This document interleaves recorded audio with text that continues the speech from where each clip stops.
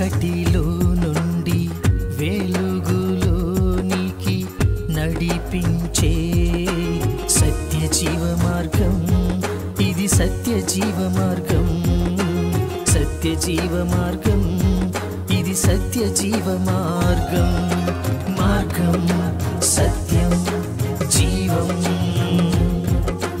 మార్గం సత్యం జీవం. ప్రభువైన యేసుక్రీస్తు ప్రశస్తమైన నామంలో మీ అందరికీ నా హృదయపూర్వక వందనాలు. సత్యజీవ మార్గం అనే ఈ ఆధ్యాత్మిక కార్యక్రమానికి మీకు అందరికీ స్వాగతం. ప్రియులరా, ఈ కార్యక్రమంలో దేవుని యొక్క వాక్యాన్ని ధ్యానం చేసుకోబోయే ముందు చిన్న ప్రార్థన చేసుకుందాం. మహాగణుడు పరిశుద్ధుడైన మా ప్రభువా, మీకు స్తుతులు స్తోత్రములు చెల్లిస్తూ ఉన్నా. ఇదిగో నాయనా, నా ప్రభువా, మమ్మల్ని సిద్ధపరిచే దేవుడుగా మీరున్నందుకు మీకు వందనాలు చెల్లిస్తూ ఉన్నా. ఇదిగో నాయన, మమ్మల్ని ఎంతగానో ప్రేమించిన దేవుడు నా ప్రభువా, మా కొరకై ప్రాణం పెట్టిన దేవుడివి. మీరుండు చోటు మేము కూడా ఉండులాగన ఇదిగో మాతో మాట్లాడుతూ మమ్మల్ని సిద్ధపరుస్తూ వస్తున్నందుకు మీకు లెక్కలేని స్తుతులు స్తోత్రాలు చెల్లిస్తూ ఉన్నా. ఈ ప్రత్యేక సమయంలో మాతో మాట్లాడమని, మీ సహాయాన్ని మాకు అనుగ్రహించమని ప్రభువైన యేసు నామములో ప్రార్థించి వేడుకుంటున్నావు నా తండ్రి, ఆమేన్. ప్రియులరా, మరొకసారి మీ అందరికీ నా హృదయపూర్వక వందనాలు. నేటి వాక్యభాగంలో మనం ధ్యానం చేసుకుంటున్న అంశం 7 ఉగ్రత పాత్రలు. ఈ 7 ఉగ్రత పాత్రల గురించి ఎక్కడ మనం పరిశుద్ధ గ్రంథంలో చూడవచ్చు అంటే ప్రకటన గ్రంథంలో చూడవచ్చు. ప్రకటన గ్రంథం గురించి చాలామందికి తెలుసు, అయినా ఒకసారి జ్ఞాపకం చేసుకుందాం. ఆ దేవాతి దేవుడు క్రీస్తుగా మనుష్య కుమారునిగా మనిషిగా ఈ భూమి మీద జన్మింపక మునుపు క్రీస్తు పూర్వం జరిగిన సంఘటనలన్నీ కూడా పాత నిబంధనలో రాయబడ్డాయి. అది చరిత్ర. అలాగే క్రొత్త నిబంధన చరిత్ర కూడా మనకు తెలుసు. క్రొత్త నిబంధన కూడా చరిత్రలోనిదే, మనకు అది చరిత్రే, అది జరిగిపోయింది. కాబట్టి పాత నిబంధన అంతా చరిత్ర, క్రొత్త నిబంధన అంతా కూడా చరిత్ర. ఈ క్రొత్త నిబంధనలో చివరిలో ప్రకటన గ్రంథం ఉంది కదా. ఈ ప్రకటన గ్రంథం ఏంటి అంటే జరగబోవు సంగతులను సవివరంగా ప్రకటన గ్రంథంలో రాయబడి ఉంది. దేవుడు తన భక్తుడైన యోహానుకి చూపించిన సంఘటనలవి జరగబోవు సంగతులు. క్రీస్తుని వెంబడిస్తున్న విశ్వాసులంగా మనము రాబోవు భయంకరమైన ఉగ్రత గురించి తెలుసుకొని ఉండుట, జరగబోవు సంగతుల గురించి తెలుసుకొని ఉండుట, వాక్య జ్ఞానం కలిగి ఉండుట చాలా మేలు. వాటిని మనం నమ్మినట్లయితే, విశ్వసించినట్లయితే మనము జాగ్రత్త పడటానికి, ఆ ఉగ్రతను తప్పించుకోవడానికి కూడా చాలా అవకాశం ఉంటుంది. కాబట్టి జరగబోవు సంగతుల్ని మనం తెలుసుకోవాలి. ఈ ప్రకటన జరగబోవు ప్రకటన, ఈ ప్రకటన గ్రంథంలో జరగబోవు సంగతుల్ని మనం తెలుసుకోవాలి. మొత్తానికి కూడా ఒక దేవుణ్ణి వెంబడింపదలిచిన ఒక వ్యక్తి ఖచ్చితంగా వాక్య జ్ఞానాన్ని కలిగి ఉండాలి. వాక్య జ్ఞానం లేకపోతే, వాక్యం అనే బేస్ లేకపోతే కొన్ని పరిస్థితులు దాపురించినప్పుడు విశ్వాసంలో కూలిపోవటానికి, భక్తిలో కూలిపోవటానికి ఎక్కువ అవకాశం ఉంటుంది. కాబట్టి క్రీస్తుని వెంబడింపగోరిన మనము వాక్య జ్ఞానం కలిగి ఉండాల్సిన ఆవశ్యకత ఉంది. ఖచ్చితంగా మనందరికీ వాక్యం తెలిసి ఉండాలి. ఆది యందు వాక్యం ఉండెను, వాక్యము దేవుని యొద్ద ఉండెను, వాక్యమే దేవుడై ఉండెను, వాక్యమే దేవుడిగా ఉన్నాడు అన్న సత్యాన్ని మనం తెలుసుకుంటున్నాం. వాక్యము మనకి బాగా తెలుసుంటేనే, ఆ బేస్, ఆ పునాది మనలో ఉంటేనే మనము తుఫాన్లు వచ్చినా, వరదలు వచ్చినా కొట్టుకొని పోకుండా, కూలిపోకోకుండా ఉంటాం. వాక్య జ్ఞానం చాలా ఆవశ్యకం. వాక్యం చదవడం, వాక్యం వినటం చాలా చాలా ప్రాముఖ్యం. వాక్యంలో ఉన్న విషయాలన్నీ మనకి తెలియాల్సిన అవసరం ఉంది. కాబట్టి మనము వాక్యం నేర్చుకుందాం, నేర్చుకోవాలి అనే తీర్మానం ప్రతి ఒక్కరు తీసుకోవాలి. ఎందుకంటే మనము దేవుని మీద దేనికోసం ఆధారపడతామంటే, మన యొక్క వ్యాపారాలు వృద్ధి చెందాలి, మనకు ఉద్యోగాలు రావాలి, మనకి ఆరోగ్యం కుదుటపడాలి, మన బిడ్డలు ప్రయోజకులు అవ్వాలి, బిడ్డలు కలగాలి, ఏమండి, బిడ్డలు చదువుకోవాలి, బాగా రోగాలు పోవాలి, మన సమస్యలు పోవాలి. వీటి మీద ఎక్కువ దృష్టి పెడతాం. దేవుని యొక్క వాక్యం వాస్తవంగా పైనున్న వాటిని వెతకమని దేవుని యొక్క వాక్యం చెప్తుంది. పైనున్న వాటి మీదే మీ దృష్టి నిలుపుడు అని దేవుని యొక్క వాక్యం చెప్తుంది. కానీ మనకు తెలియకుండానే మన యొక్క మానవ నైజం, మానవ సహజం, మనము దేని మీద దృష్టి పెడుతూ ఉంటామంటే ఇహలోక సంబంధమైన విషయాల మీదే ఎక్కువ దృష్టి పెడతాం. పర సంబంధమైన విషయాల మీద దృష్టి నిలపటానికి మనకి తీరిక ఉండదు. అలాంటి పరిపక్వత కూడా లేని జీవితాలు చాలామందిలో చూస్తూ ఉంటాం. అయితే తెలుసుకోవాలి, నేర్చుకోవాలి, తీర్మానం తీసుకోవాలి. పైనున్న వాటిని వెతకమని దేవుని యొక్క వాక్యం చెప్తుంది. కొన్ని సత్యాలను మనం తెలుసుకొనుట ద్వారా క్రీస్తు కొరకు రోషం కలిగి బ్రతకడానికి, బహు జాగ్రత్త కలిగి బ్రతకడానికి మనకి అవి దోహదం చేస్తాయి.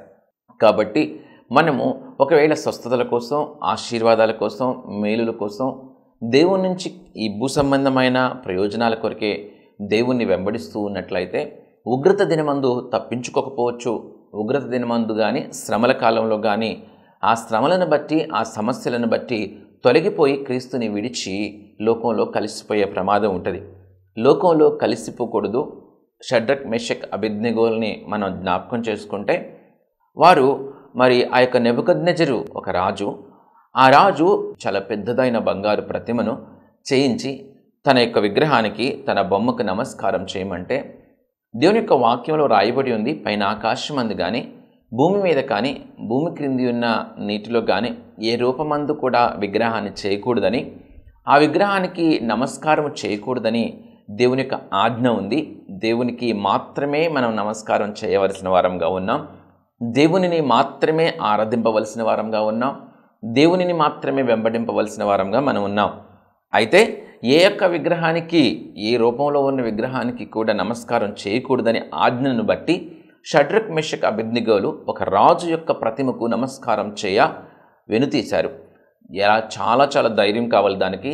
చాలామంది మరి బ్రతుకు మీద ఆశతో వారు దేవుని గూర్చిన ఆజ్ఞలు తెలిసి ఉండి కూడా వారు నెబుకద్నెజరు విగ్రహానికి నమస్కారం చేస్తే, ఈ యొక్క షడ్రక్, మెషక్, అబేద్నెగోలు మాత్రం ఆ నెబుకద్నెజరు విగ్రహానికి నమస్కారం చేయలేదు.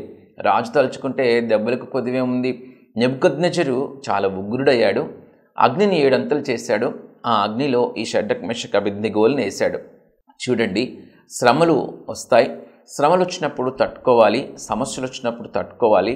వ్యతిరేకత వస్తూ ఉంటుంది. వ్యతిరేకత వచ్చినప్పుడు తట్టుకోవాలి.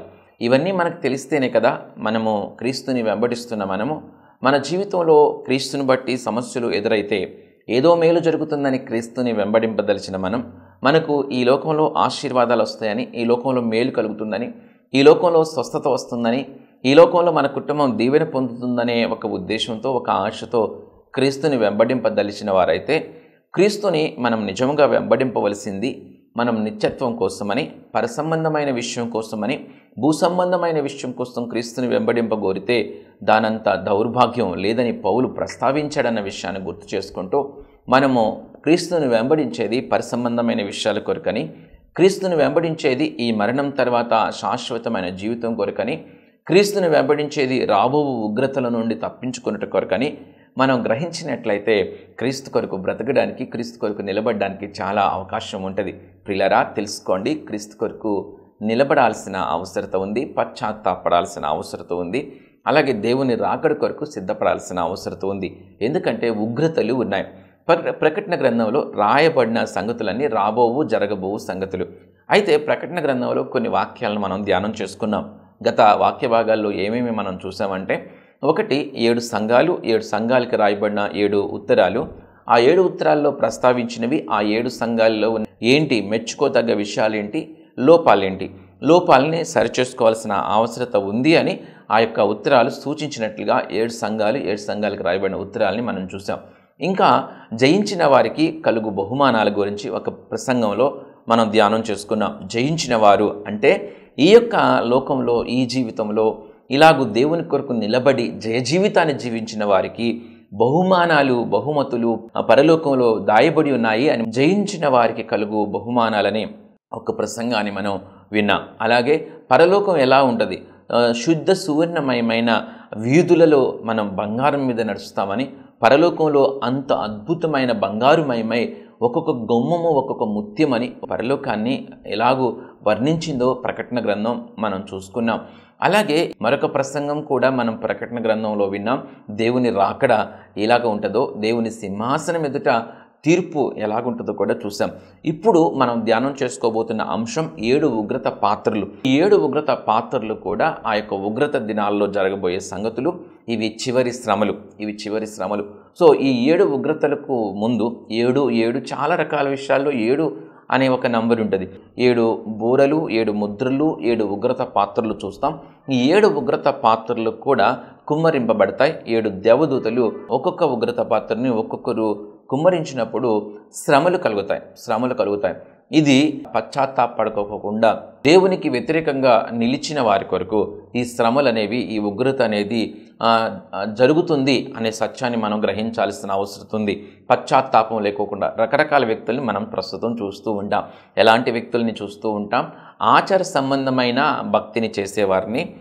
ఆచార సంబంధమైన భక్తి అంటే ఏదో అలవోకగా, ఏదో ఆచారబద్ధంగా, ఏదో క్రైస్తవులం కదా, మా తరతరాల నుంచి మేము క్రైస్తవులం, తరతరాల నుంచి క్రైస్తవులం కాబట్టి ఆచార సంబంధమైన భక్తి చేస్తున్నాం అన్న ఒక సమూహం ఉంటుంది. ఆ సమూహముకి పశ్చాత్తాపం ఉండదు. ఆ సమూహంకి క్రీస్తును గూర్చిన అవగాహన ఉండదు. ఆ సమూహంకి క్రీస్తును ఎందుకు వెంబడిస్తున్నారో అనే ధ్యాస లేకోకుండానే క్రీస్తుని వెంబడిస్తారు.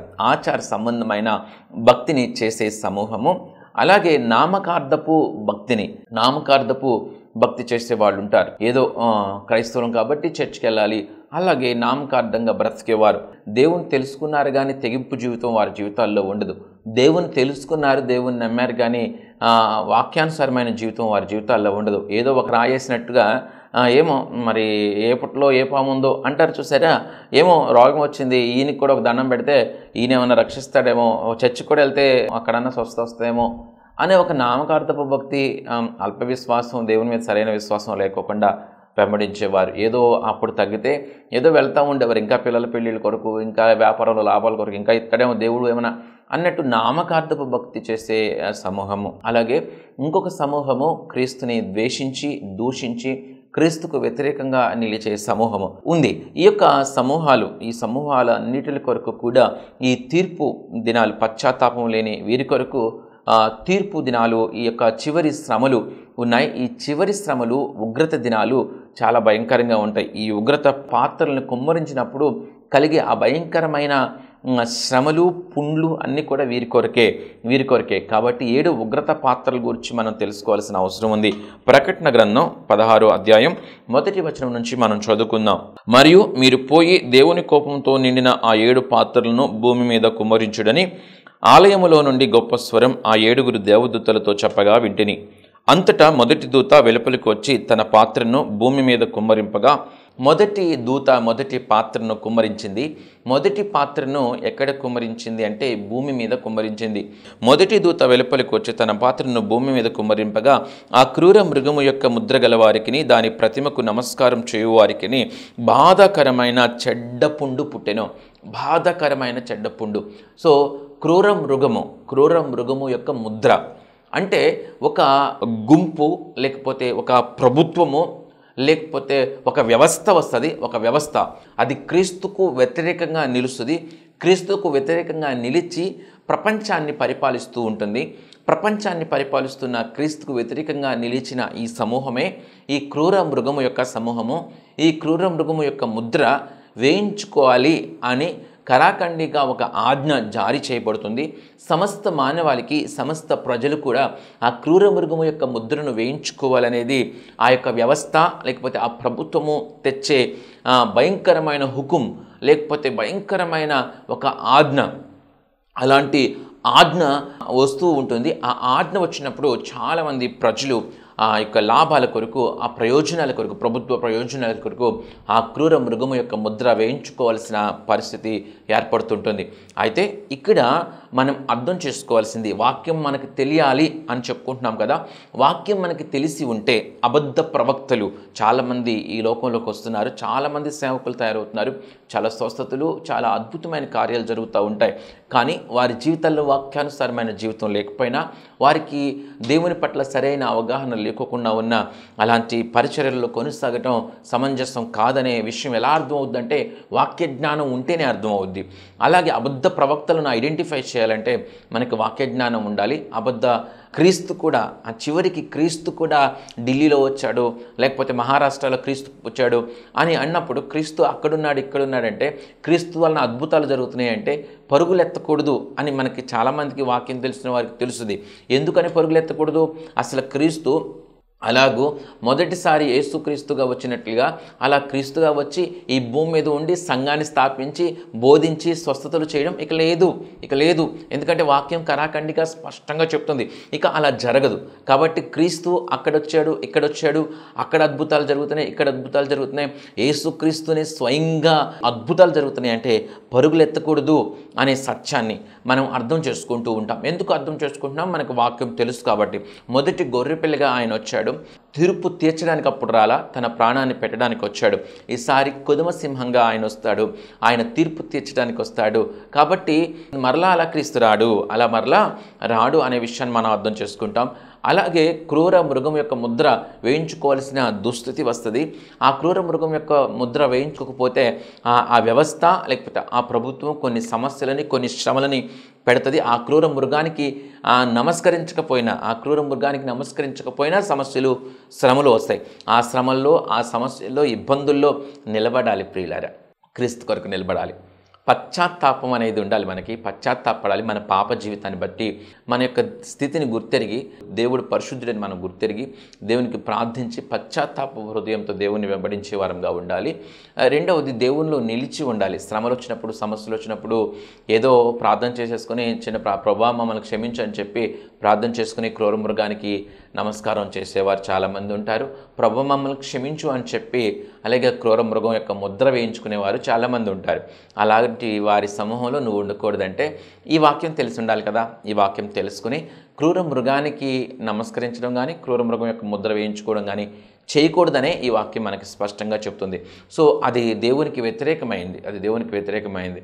కాబట్టి క్రూర మృగం యొక్క ముద్ర వేయించుకోని వారికి శ్రమలు, సమస్యలు వచ్చినప్పుడు వాళ్ళు నిలబడతారు.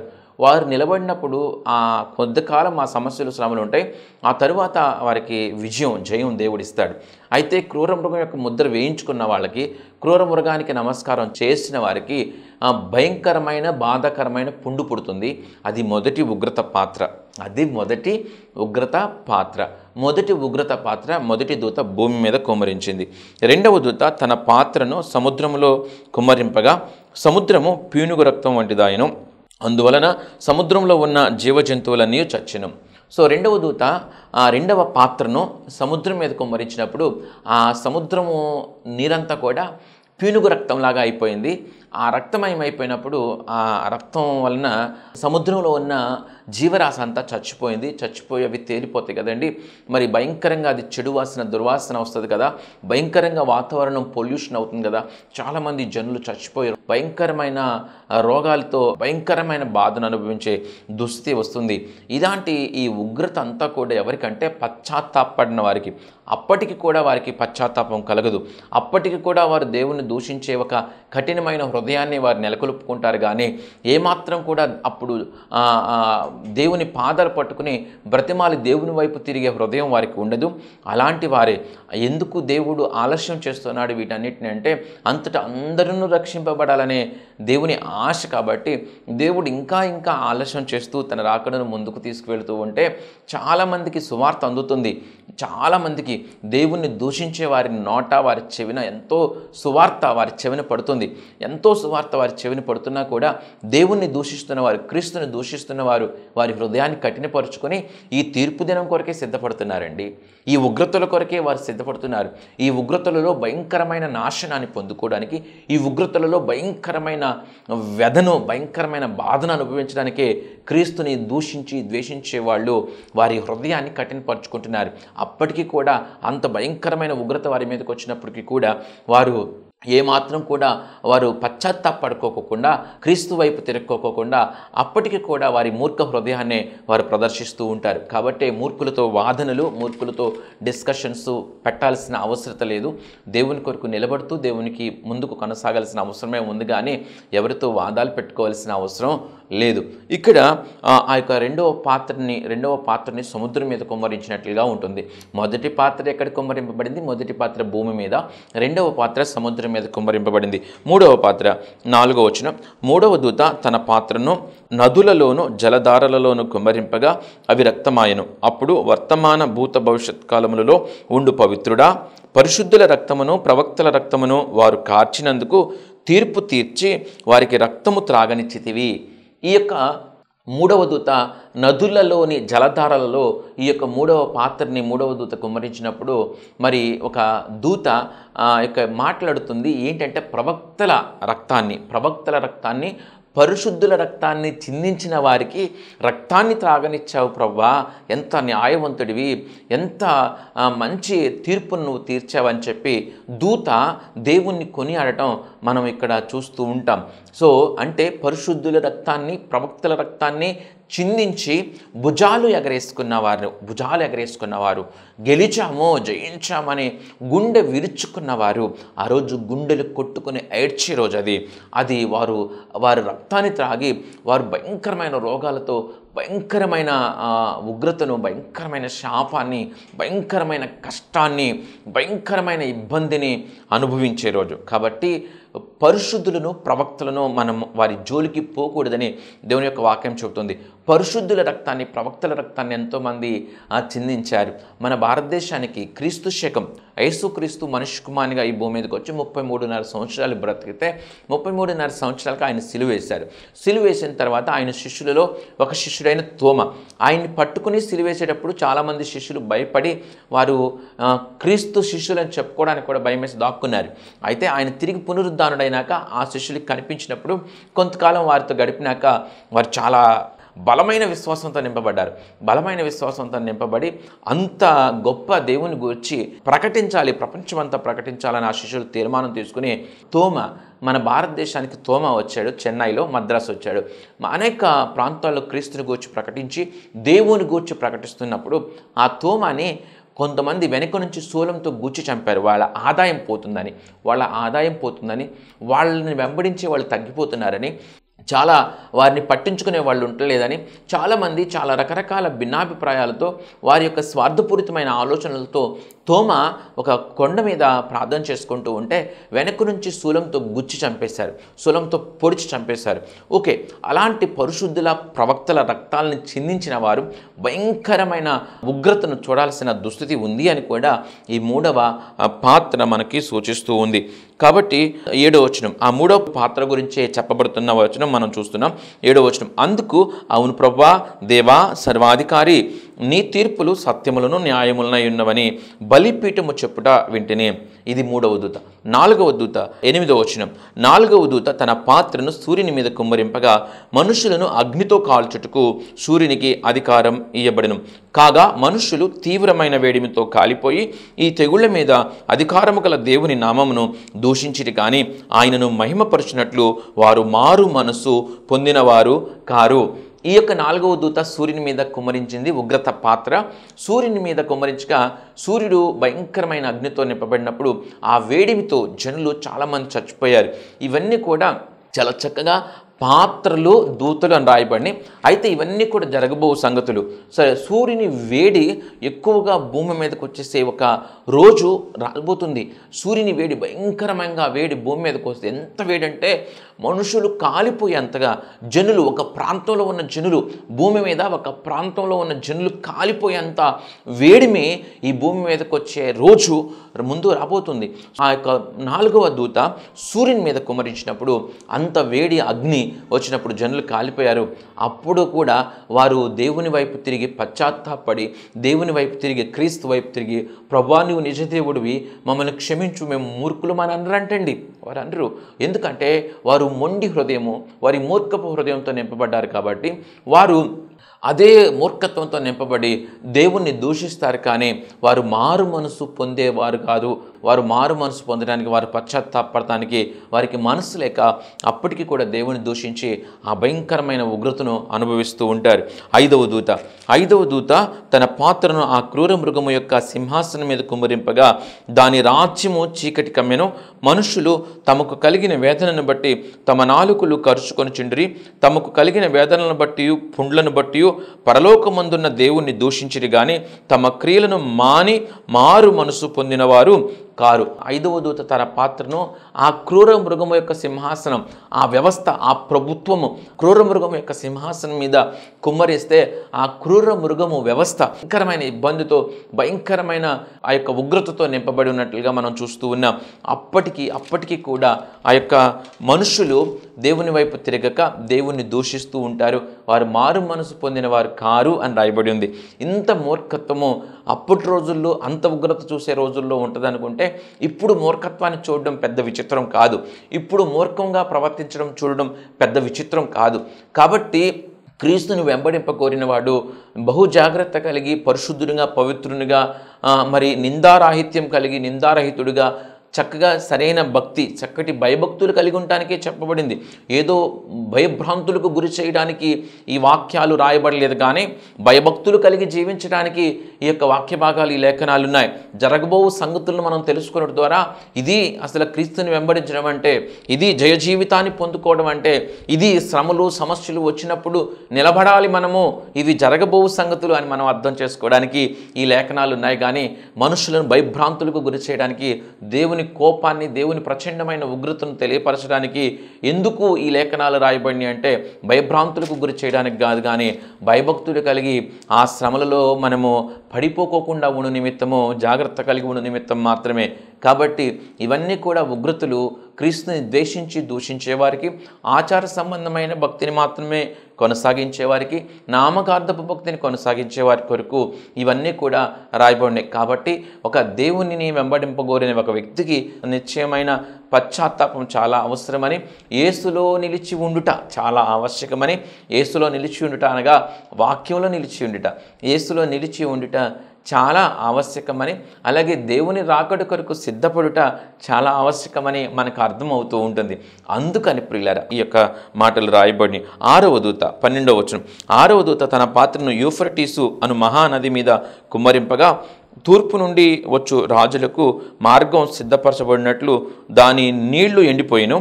మరియు ఆ ఘటసర్పము నోట నుండి, క్రూర మృగము నోట నుండి, అబద్ధ ప్రవక్త నోట నుండి కప్పల వంటి 3 అపవిత్రాత్మలు బయలువెడలుగా చూచెదని. అవి సూచనలు చేయనట్టి దయ్యముల ఆత్మలే. అవి సర్వాధికారి అయిన దేవుని మహాదినమున జరుగు యుద్ధమునకు లోకమంతటా ఉన్న రాజులను పోగు చేయవలనని వారి యొద్దకు బయలువెళ్ళి హెబ్రీ భాషలో హర్ మెగిద్దోనను చోటుకు వారిని పోగు చేసెను. ఇదిగో నేను దొంగవలే వచ్చుచున్నాను, తాను దిగంబరుడిగా సంచరించుచున్నందున జనులు తన దిశములను చూతురేమో అని మెలకువగా ఉండి తన వస్త్రము కాపాడుకునేవాడు ధన్యుడు. ప్రియులారా, మనం రక్షణ వస్త్రం కాపాడుకోవాల్సిన అవసరం ఉంది. రక్షణ వస్త్రం కాపాడుకోవాలి. ఎందుకంటే క్రీస్తు విరోధి వస్తాడు, అబద్ధ క్రీస్తు వస్తాడు, అబద్ధ ప్రవక్తలు వస్తారు. మరి చక్కటి భక్తి జీవితాన్ని చేసేవాళ్ళు, చక్కగా క్రీస్తు అంటే బాగా ప్రేమించేవారు, దేవునికి లోబడి జీవించాలనుకునేవారు ఈ అబద్ధ క్రీస్తుని బట్టి మోసపరచబడే అవకాశం, అలాగే సూచనలు, అద్భుతాలు, స్వస్థతలు అనుకునేవాళ్ళు అబద్ధ ప్రవక్తలను బట్టి మోసపరచబడే అవకాశం, అలాగే క్రీస్తుకి వ్యతిరేకంగా మనస్సు కలిగిన వారు అనేక మంది ఈ క్రీస్తు విరోధిని వెంబడించడానికి చాలా అంటే చాలా మక్కువ చూపించడం, ఒక మహాసైన్యంగా పూనుకోవడం. ఈ 3 సమూహాలు కూడా దేవునికి వ్యతిరేకులుగానే ఉంటారు. సో ఈ 6వ దూత కుమ్మరించినప్పుడు ఈ యొక్క అపవిత్రాత్మలు కానీ ఇవన్నీ కూడా ఆ అంతిమ ఆత్మీయ యుద్ధం జరగడం మనం చూస్తూ ఉంటాం. ఈ 6వ దూత యూఫ్రటీస్ నది మీద కుమ్మరింపబడుతుందని మనం చూస్తున్నాం. కాబట్టి చక్కగా జాగ్రత్తగా వాక్య జ్ఞానం కలిగి పరిశుద్ధమైన పశ్చాత్తాపంతో కూడిన జీవితం జీవించాలి అని బహు జాగ్రత్త కలిగి మన వస్త్రమును కాపాడుకో, మన దిశములను మనం ఎవరైనా చూస్తారేమోనన్నట్లుగా మన రక్షణ వస్త్రాన్ని కాపాడుకోవాలి. మన రక్షణ వస్త్రాన్ని మనం కాపాడుకోవాల్సిన అవసరం ఉంది. అది వాక్య జ్ఞానాన్ని మనం పొందుకున్న ద్వారానే మనకి అది సాధ్యమవుతుందని తెలుసుకొని ప్రియుల వాక్యాన్ని ఎప్పుడు కూడా చదువుతూ ఉండాలి. చివరిగా 7వ దూత తన పాత్రను వాయుమండలం మీద కుమ్మరింపగా సమాప్తమైనదని చెప్పుచున్న ఒక గొప్ప స్వరము గర్భాలయములో ఉన్న సింహాసనము నుండి వచ్చెను. అప్పుడు మెరుపులను, ధ్వనులను, ఉరుములను పుట్టెను, పెద్ద భూకంపమును కలిగెను. మనుషులు భూమి మీద పుట్టినది మొదలుకొని అట్టి మహాభూకంపం కలగలేదు. అది అంత గొప్పది. ప్రసిద్ధమైన మహాపట్టణము 3 భాగములైన మహాబబులోను 3 భాగాలు అయిపోయింది. సో చాలా చాలా ద్వీపాలు తెలుసు కదండి, ద్వీపాలు, పర్వతాలు మాయమైపోయినాయి. అంత పెద్ద మహాభూకంపం ఇంతకు ముందెన్నడూ కలగలేదు. 7వ దూత ఆ 7వ పాత్రను కుమ్మరించినప్పుడు, వాయుమండలం మీద కుమ్మరించినప్పుడు అంత భయంకరమైన ఉగ్రత, అంత భయంకరమైన విషాదకరమైన విషయం జరుగుతుంది. సో భయంకరమైన భూకంపం వస్తుంది, పర్వతాలు మాయమైపోతాయి. అంటే అలాగే దీపాలు సముద్రంలో కలిసిపోయినట్లుగా భయంకరమైన ఉగ్రత దినం అనేది ఒకటి 7వ దూత 7వ పాత్రను కుమ్మరించినప్పుడు జరుగుతుంది. సో ప్రసిద్ధమైన పట్టణము కూలిపోయిన తన తీక్షమైన ఉగ్రతయను మధ్యము గల పాత్రను మహాబబులోనుకు ఇయ్యవలెనని దానిని దేవుని సముఖమందు జ్ఞాపకం చేసిరి. ప్రతి ద్వీపము పారిపోయెను, పర్వతములు కనబడకపోయెను. 5 మనుగులు బరువు గల పెద్ద వడగండ్లు ఆకాశము నుండి మనుషుల మీద పడెను. ఆ వడగండ్ల దెబ్బ మిక్కిలి గొప్పదైనందున మనుషులు ఆ దెబ్బను బట్టి దేవుణ్ణి దూషించిరి. ఇది ప్రియులారా 7 పాత్రలు, ఉగ్రత పాత్రలు. కాబట్టి 7 ఉగ్రత పాత్రల గురించి మనం తెలుసుకున్నప్పుడు ఇవి జరగబోవు సంగతులు. సో ఆచార సంబంధమైన భక్తి కానీ, లేకపోతే నామకార్థపు భక్తి కానీ, లేకపోతే క్రీస్తుని నిర్లక్ష్యం చేసే విషయం కానీ క్షేమం కాదు అన్న సత్యాన్ని గ్రహించి క్రీస్తు బోధల్ని మనం విశ్వసించి దేవుడు లోకమును ఎంతో ప్రేమించినని, తానే స్వయంగా మనుష్య కుమారునిగా ఈ భూమి మీద పుట్టి మనందరి కొరకు తన ప్రాణాన్ని అర్పించాడని నమ్మి దేవుణ్ణి ఆరాధించే వారంగా మనం ఉండాలి, దేవుని మీద ఆనుకునే వారంగా మనం ఉండాలి. సో షడ్రక్ మెషక్ అబేద్నెగోలు ఆనాడే ఎలాగైతే ఛాలెంజ్తో కూడిన భక్తి చేశారో మనం కూడా దానికి సిద్ధపాటు మనసును కలిగి జాగ్రత్తగా ఈ సమాజంలో మనము వారితో వీరితో గొడవలు పడేవారంగా కాక చక్కటి ప్రేమను కనపరుస్తూ పరిశుద్ధమైన భక్తిని, అలాగే విశ్వాసంతో కూడిన భక్తిని చేయటానికి మనసును స్థిరపరుచుకునే వారంగా ఉందముగాక. దేవుడు మనందరినీ దీవించి ఆశీర్వదించును గాక. మహాగణుడు పరిశుద్ధుడైన మా ప్రభువా, మీకు స్తుతులు స్తోత్రములు చెల్లిస్తూ ఉన్నా. మీరు మాట్లాడిన మాటలను బట్టి వందనాలు అయ్యా. ఇదిగో నాయన, ఈ 7 ఉగ్రత పాత్రల గురించి మేము ధ్యానం చేస్తాం. ఆ యొక్క ఉగ్రత పాత్రలు, ఆ ఉగ్రత దినాల గురించి మేము సిద్ధపాటు కలిగి జాగ్రత్త కలిగి అయ్యా మీకు నమ్మకస్తునంగా బ్రతికే కృప, మాలో పశ్చాత్తాపము, మీలో నిలిచి ఉండాలనే నిత్య సంకల్పము, అలాగే రాకడి కొరకు సిద్ధపాటు మనసు కలిగి ఉండాలనే బుద్ధి మాకు దయచేయండి నా ప్రభువా. ఇదిగో నాయన, ఈ వాక్య భాగాన్ని విన్నవారిలో ఎవరైనా ఆచార సంబంధమైన భక్తిని కొనసాగించేవారున్నా, అలాగే నామకార్థపు భక్తిని కొనసాగించేవారు ఎవరైనా ఉన్నా, అలాగే నాయన క్రీస్తు విరోధ మనసు కలిగి అయా ఇదిగో మీరంటే నాయన వ్యతిరేక ఆలోచన కలిగిన వారున్నా వారిని మీరు దర్శించి మీరు పట్టుకొని వారిని అయా ఇదిగో పరిసంబంధమైన స్థితులతో వారిని నింపి వారు కూడా నాయన రక్షింపబడి నాయన పరలోకం చేరేవారిగా వారిని తయారు చేయమని ప్రభువైన యేసు నామములో ప్రార్థించి వేడుకొంచున్నాము నా తండ్రి, ఆమేన్. ప్రియులరా, దేవుడు మనందరినీ దీవించి ఆశీర్వదించును గాక. ఆమేన్. ప్రియులరా, ఈ వర్తమానాలన్నీ జోసెఫ్ సుశీల్ అనే యూట్యూబ్ ఛానల్లో అప్లోడ్ చేయబడుతున్నాయి. కాబట్టి ఖచ్చితంగా యూట్యూబ్ ఛానల్ని సందర్శించండి. యూట్యూబ్ ఛానల్లో జోసెఫ్ సుశీల్ అని మీరు టైప్ చేస్తే ఆ ఛానల్ వస్తుంది. మరి ఇతర వర్తమానాలను కూడా ఖచ్చితంగా వినండి. అలాగే ఈ వర్తమానాలు ప్రవచన్ టెలివిజన్లో ప్రతి ఆదివారం ఉదయం 7:30కి, సాయంత్రం 7:30కి ప్రసారం అవుతూ ఉన్నాయి. ఖచ్చితంగా వాటిని కూడా వీక్షించమని మీకు మనవి చేస్తూ ఉన్నాను. దేవుడి ప్రకటన దీవించును గాక. ఆమేన్.